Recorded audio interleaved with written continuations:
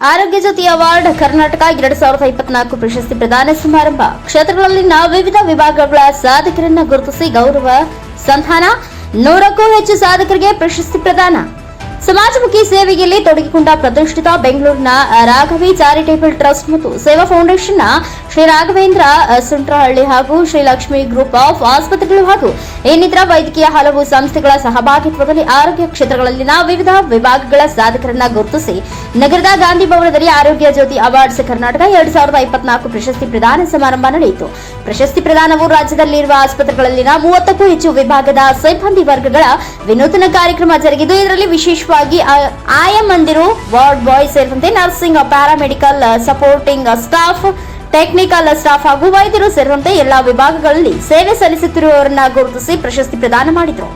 ಸಚಿವ ದಿನೇಶ್ ಗುಂಡೂರಾವ್, ಶಾಸಕರಾದ ಬೇಳೂರು ಗೋಪಾಲಕೃಷ್ಣ, ನಟಿ ಪ್ರಿಯಾಂಕಾ ಉಪೇಂದ್ರ, ಕಾರುಣ್ಯ ರಾಮ್, ಶ್ರೀಲಕ್ಷ್ಮಿ ಗ್ರೂಪ್ ಆಫ್ ಆಸ್ಪತ್ರೆಯ ಮಾಲೀಕರಾದ ಡಾಕ್ಟರ್ ಸಾಂಬಶಿವ ಸೇರಿದಂತೆ ಗಣ್ಯರು ಪ್ರಶಸ್ತಿ ಪ್ರದಾನ ಮಾಡಿದರು. ನಮಸ್ಕಾರ, ನಾನು doctor Sambashiva, medical director Shrilakshmi group of hospitals Bangalore.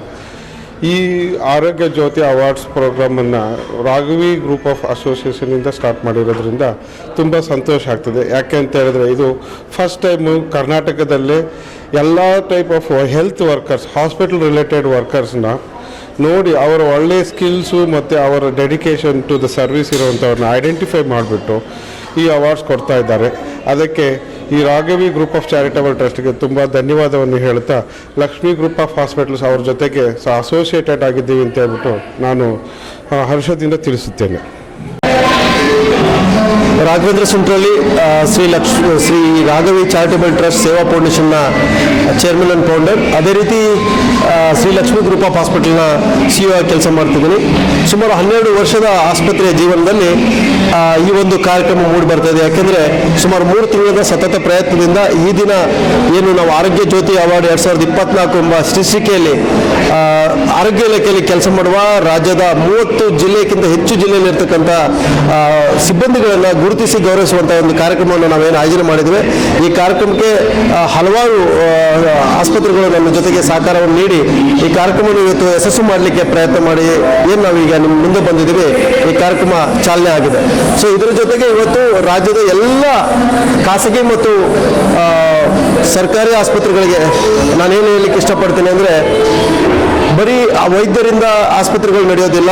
ಹಲವಾರು ಸಿಬ್ಬಂದಿಗಳು ಬೇಕಾಗುತ್ತೆ, ಹೌಸ್ ಕೀಪಿಂಗ್ಗಳು ಬೇಕಾಗುತ್ತೆ, ವಾರ್ಡ್ ಬಾಯ್ ಬೇಕಾಗುತ್ತೆ, ನರ್ಸಿಂಗ್ ಬೇಕಾಗುತ್ತೆ, ಪ್ಯಾರಾಮೆಡಿಕಲ್ ಸ್ಟಾಫ್ ಬೇಕಾಗುತ್ತೆ.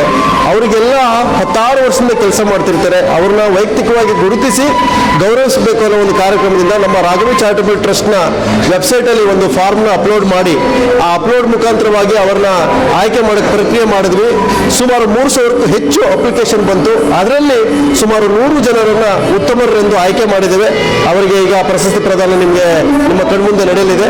ಸೊ ಆ 100 ಜನಕ್ಕೆ ಕೊಡೋದ್ರಿಂದ ರಾಜ್ಯದಲ್ಲೇ ಒಂದು ವಿಭಿನ್ನ ಕಾರ್ಯಕ್ರಮದ ಮುಖಾಂತರವಾಗಿ ಆಸ್ಪತ್ರೆ ಇಲಾಖೆಯಲ್ಲಿ ಒಂದು ಈ ಕೆಲಸದಲ್ಲಿ ಹೆಚ್ಚು ಜನರಲ್ಲಿ ಆಸಕ್ತಿ ಮೂಡಿಸೋದಕ್ಕೆ ಈ ಕಾರ್ಯಕ್ರಮ ಪೂರಕವಾಗಲಿ ಅಂತ ಈ ಮೂಲಕ ಹೇಳ್ತಾ, ಮತ್ತೆ ತಾವೆಲ್ಲರೂ ಸಹಕಾರ ಮಾಡಿದ್ರ, ವಿಶೇಷವಾಗಿ ಮೀಡಿಯಾ ಮಿತ್ರರು ನನ್ನ 12 ವರ್ಷದ ಜರ್ನಿಯಲ್ಲಿ ಸದಾ ನಮ್ಮ ಎಲ್ಲ ಕಾರ್ಯಕ್ರಮಗಳಿಗೆ ಸಹಕಾರ ನೀಡಿದ್ರ. ಈ ಕಾರ್ಯಕ್ರಮಕ್ಕೂ ತಾವೆಲ್ಲ ಬಂದಿರೋದು ತುಂಬ ಖುಷಿಯಾಗಿದೆ.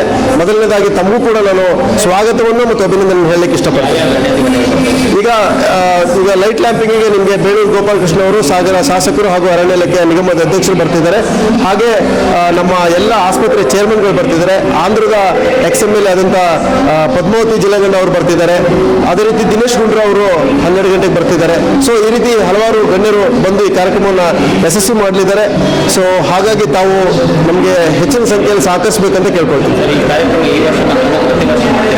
ಈ ಕಾರ್ಯಕ್ರಮ ಈ ದಿನ ಮೊದಲ ಅಧ್ಯಾಯವನ್ನು ಬರೆದಿದ್ದೇವೆ. ಪ್ರತಿ ವರ್ಷವೂ ಕೂಡ ಈ ಆರೋಗ್ಯ ಜ್ಯೋತಿ ಅವಾರ್ಡ್ ಶೀರ್ಷಿಕೆಯಲ್ಲಿ ವಿಭಿನ್ನವಾದಂಥ ಕಾರ್ಯಕ್ರಮಗಳು, ಅಂದರೆ ಸೌತ್ದು ಮಾಡಬೇಕಂತ ಮುಂದಿನ ಆಲೋಚನೆಗಳಿದೆ.